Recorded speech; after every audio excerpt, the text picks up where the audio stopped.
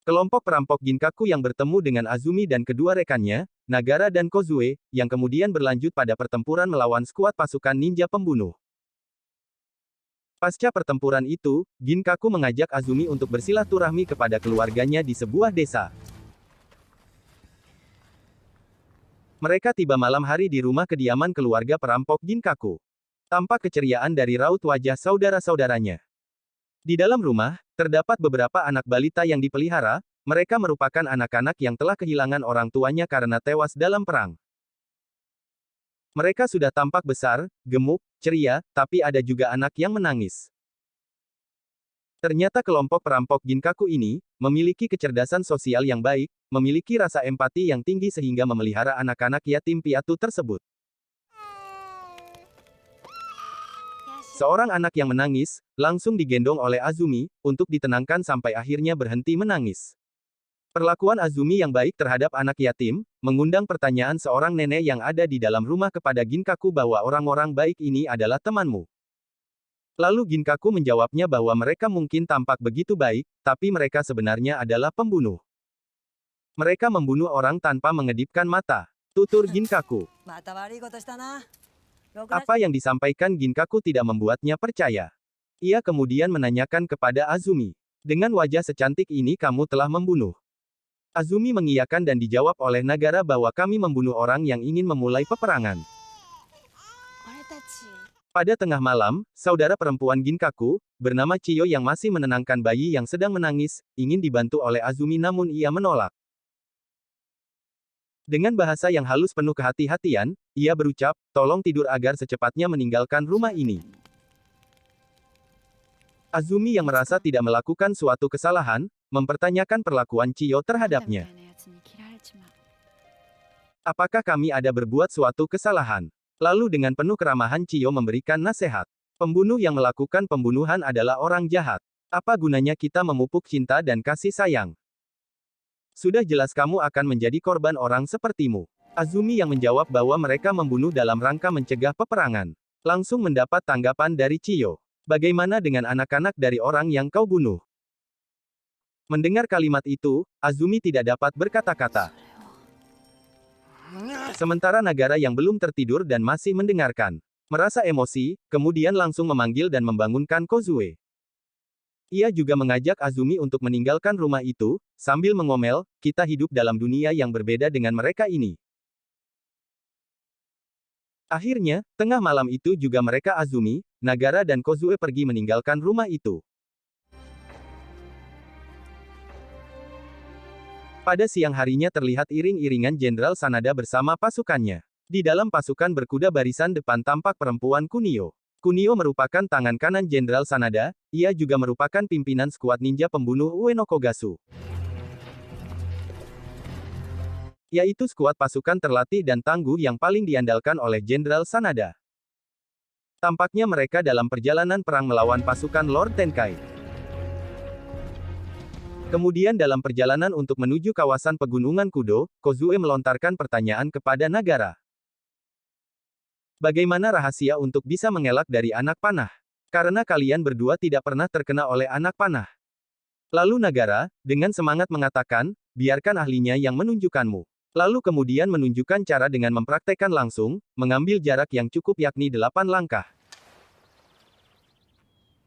Kemudian menyuruh Kozue untuk memanahnya dan dengan gesit ia mengelak, menangkap anak panah itu.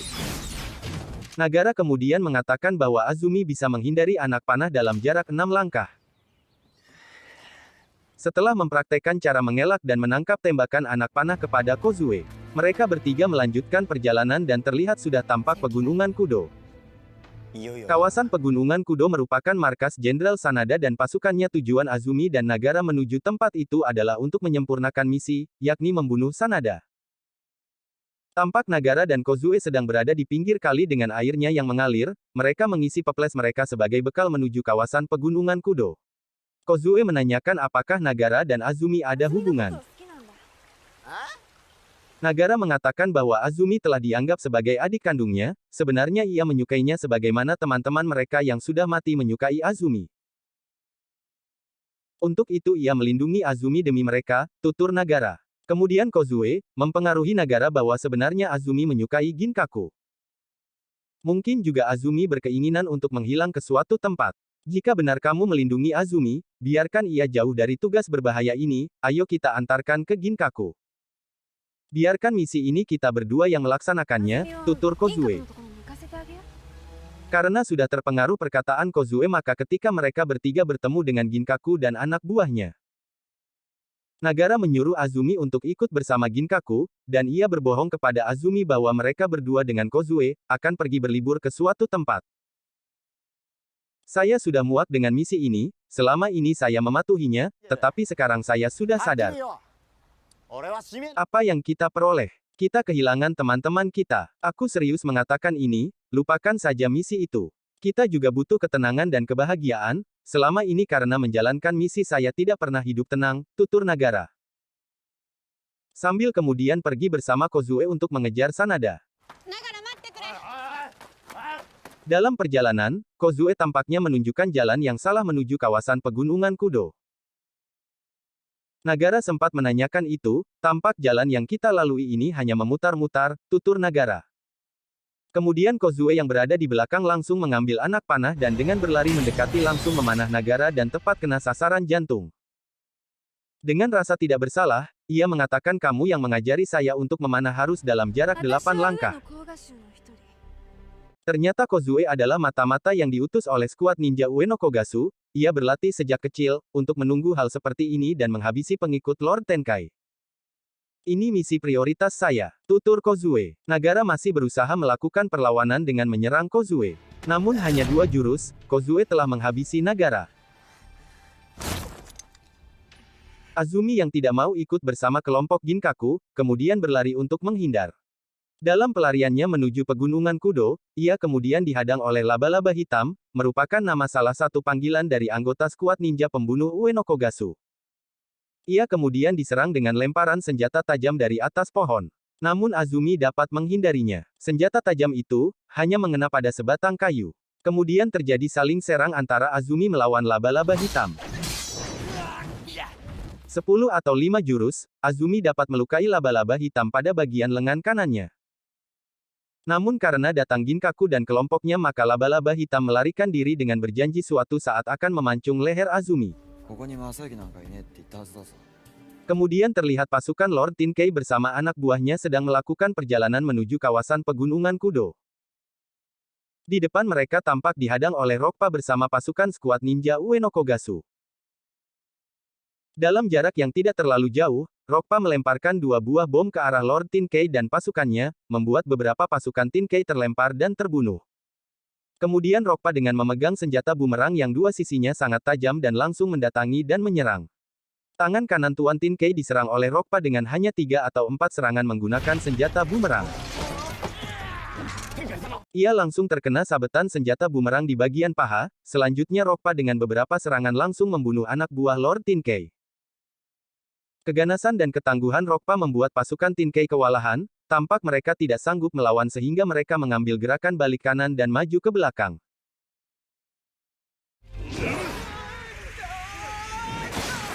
Tampak kemudian Rokpa melemparkan senjata bumerangnya ke arah pasukan Tenkai. Senjata itu bergerak melayang mengejar sasarannya, dengan jarak tempuh sekitar 10 atau 15 meter langsung mengenai 2 orang pasukan Tenkai secara berurutan dan tewas.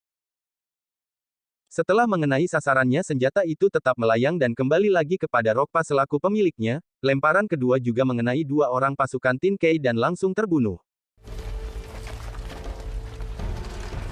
Rokpa dan pasukannya terus mengejar pasukan Tenkai dan kemudian kembali menghadangnya. Pada posisi saling berhadapan, Rokpa kembali melemparkan senjata bumerangnya dan membunuh beberapa orang sasarannya, sekitar 3 atau 4 orang satu kali melempar dalam jarak yang cukup jauh, sekitar 25 meter.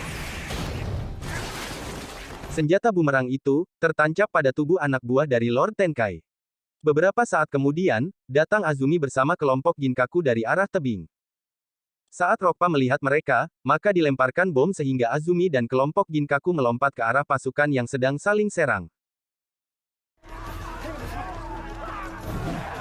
Saat itu pertarungan cukup seru, saling serang antara skuad ninja pimpinan Rokpa melawan pasukan Tenkai dengan dibantu kelompok perampok serta Azumi. Terlihat Rokpa sedang diserang oleh dua orang kelompok Ginkaku, yang satunya adalah tangan kanan Ginkaku. Namun belum dapat melukainya, bahkan melukai keduanya, dan yang satunya tewas. Melihat hal itu, Azumi langsung menghadapi Rokpa. Beberapa jurus serangan yang dilakukan Azumi, ia dapat menusukkan pedangnya ke bagian mata kanan Rokpa sehingga membuatnya buta, tidak mampu melihat lagi. Ia hanya menggunakan satu mata, jadi dua-duanya sudah buta. Kesempatan itu digunakan oleh tangan kanan Ginkaku dengan melemparkan bom ke arahnya dan kemudian meledak menghancurkan tubuh Rokpa.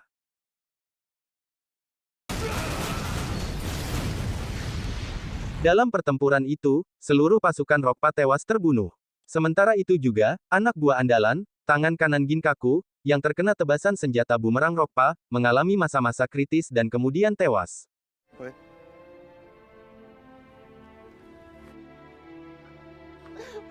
Sementara itu, si laba-laba hitam, skuad ninja Ueno Kogasu, mendatangi Kunio dan melaporkan kekalahan pasukan mereka. Termasuk kematian dari Rokpa, sang tanpa tanding sudah terkalahkan. Mereka bukan pembunuh biasa. Mendengar penuturan si laba-laba hitam hampir membuatnya tidak percaya. Kemudian mereka berencana untuk menjebak mereka ke dalam perangkap jaring laba-laba beracun. Jika mereka terperangkap dalam jaring laba-laba maka badan mereka akan lumpuh dan tidak dapat bergerak, tutur laba-laba hitam kepada Kunio. Kemudian terlihat datang Kozue menemui Azumi yang masih berada di TKP pertempuran dengan skuad ninja Rokpa. Ia berbohong melaporkan bahwa Nagara terbunuh karena berusaha melindunginya dari serangan musuh, padahal dia sendiri yang membunuh Nagara. Kozue merupakan mata-mata, salah satu anggota skuad ninja Ueno Kogasu. Ia saling memberi informasi dengan pimpinannya, Kunio, via burung merpati.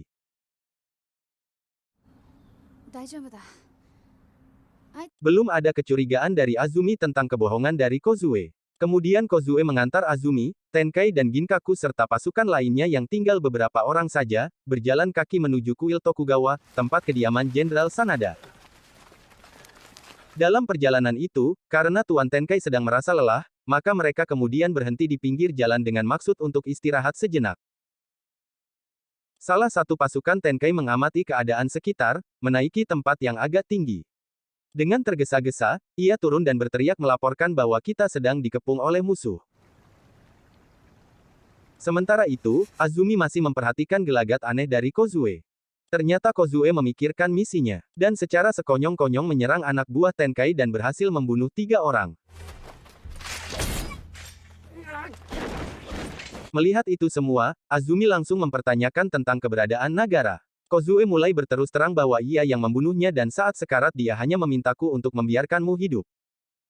Tentu itu janji yang tidak bisa saya tepati. Itu misi yang ditugaskan kepada saya, tutur Kozue.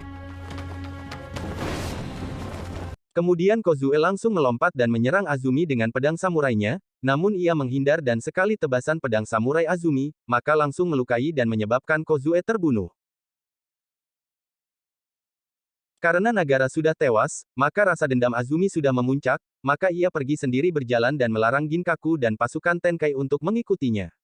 Terlihat di tengah jalan telah menghadang Kunio dan setelah itu muncul sang laba-laba hitam.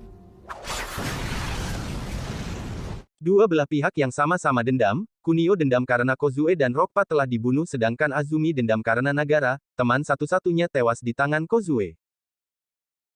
Secara sekonyong-konyong Kunio menyerang dengan bom api dan sang laba-laba hitam langsung melompat menyerang dengan pisau andalannya yang keluar dari tangannya.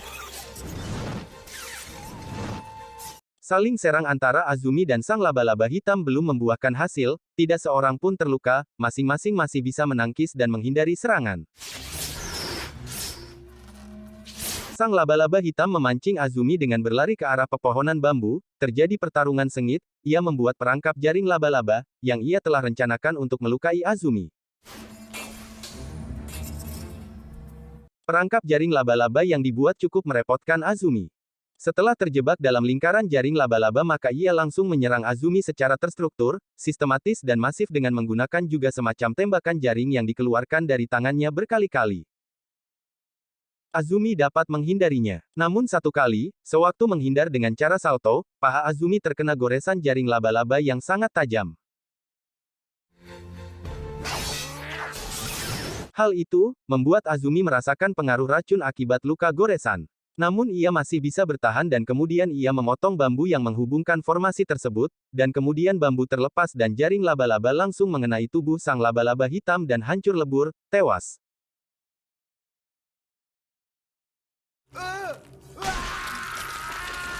Setelah membunuh si laba-laba hitam, Azumi, yang dalam keadaan pengaruh racun jaring laba-laba, sementara berjalan dengan pandangan mata sudah mulai samar-samar melihat musuhnya Kunio. Hal itulah yang diharapkan Kunio, sebagai sebuah strategi untuk mengalahkan Azumi. Kunio sangat murka, atas kematian 3 orang anak buahnya di tangan Azumi. Mereka adalah pengikut ninja Ueno Kogasu. Mulai dari Rokpa, Kozue dan laba-laba hitam, tewas di tangan Azumi. Ia kemudian mencabut senjatanya, sambil dalam keadaan marah berteriak. Kau perempuan sialan. Ia kemudian langsung menyerang Azumi, 5 atau 6 serangan masih dapat menghindar dan menangkis.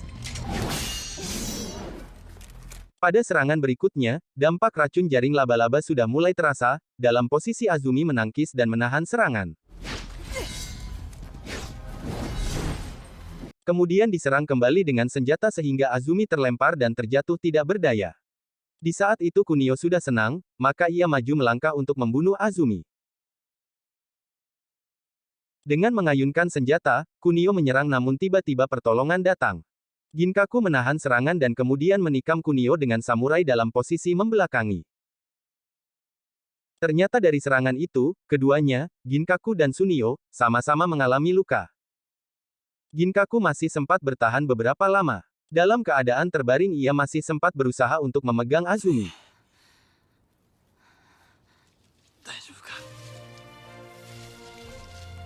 Tampaknya ia sangat mencintai Azumi. Sungguh mengharukan detik-detik kematian, di samping orang yang dicintai. Begitu juga, Kunio yang terluka parah masih sempat berjalan menemui Sanada. Namun pada akhirnya, selesai tewas di pangkuan Jenderal Sanada.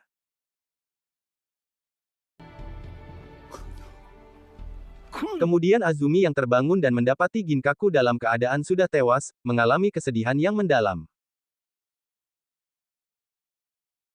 Namun tidak berlangsung lama, ia berdiri sendirian dan langsung menuju pasukan Jenderal Sanada.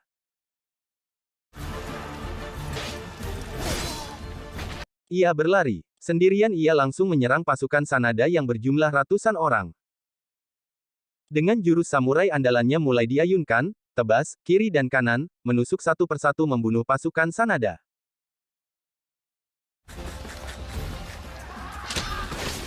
Ia terus berlari, menebas membunuh pasukan Sanada, sampai ia berada di tengah-tengah pasukan musuhnya. Dari ratusan lebih pasukan, yang ia bunuh sudah mencapai sekitar 40 orang.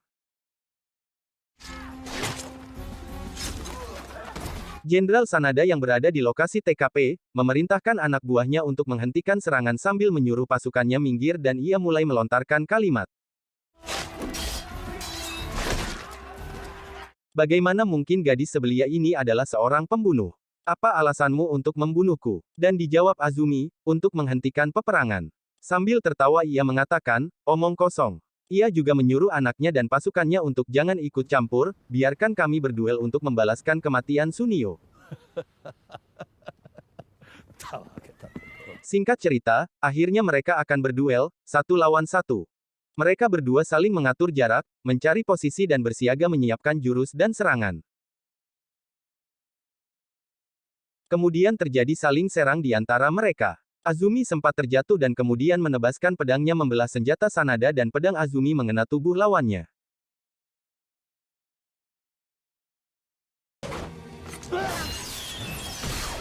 Sanada yang belum menyadari tubuhnya terluka karena ketajaman samurai Azumi. Ia menganti senjata dan ingin menyerang. Pada waktu mengayunkan pedang, ternyata pada tubuhnya sudah mulai berpencar darah keluar. Tidak sempat mengayunkan pedang. Azumi kemudian menyerang lagi Jenderal Sanada, dengan 1 kali serangan yang terstruktur, maka pedang samurainya, tepat mengenai di bagian kepala. Akhirnya Sanada terjatuh tak berdaya dan kemudian tewas di TKP.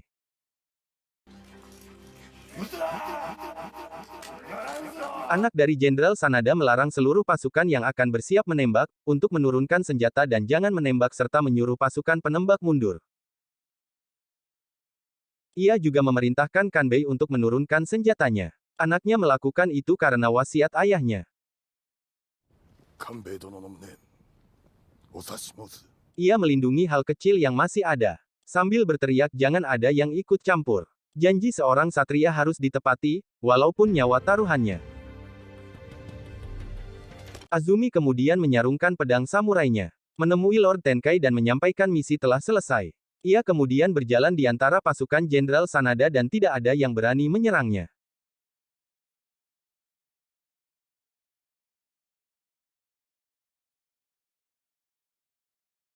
Film selesai. Tamat. Sekian dan terima kasih telah menonton.